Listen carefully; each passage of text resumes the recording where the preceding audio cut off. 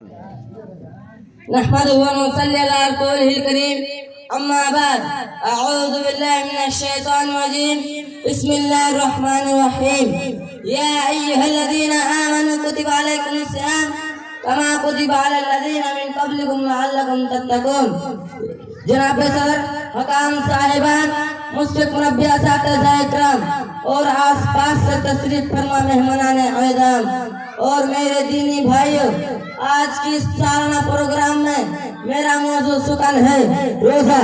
روزہ اسلام کے 5 بنیادی ارکان میں سے ایک ہے۔ اللہ تعالیٰ قرآن مجید میں ارشاد فرماتا ہے یا ایھا الذین آمنوا کتب علیکم الصیام کما کتب علی الذین من قبلکم لعلکم تتقون۔ یہ ایمان والو، تم پر روزہ رکھنا فرض کیا گیا ہے جس طرح تم سے پہلے لوگوں پر فرض کیے گئے تھے تاکہ تم تقوی اختیار کرو۔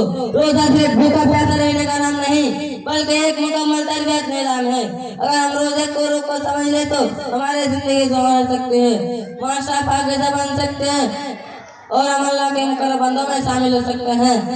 جو شخص جھوٹے اور برے کام نہ چھوڑے تو اللہ اس کے بھوکا پیاسا رہنے کی ضرورت نہیں۔ بخاری روزہ انسان میں صبر و برداشت، نفس پر قابو، اللہ سے کفر و گناہوں سے نفرت پیدا کرتے ہیں۔ روزہ ہمیں سکھاتے ہیں کہ اگر ہم روزے کو حلال چیزوں سے اللہ کے حکموں پر روک سکتے ہیں تو حرام سے کیوں نہیں۔ آخر میں اللہ تعالیٰ سے دعائیں کہ ہم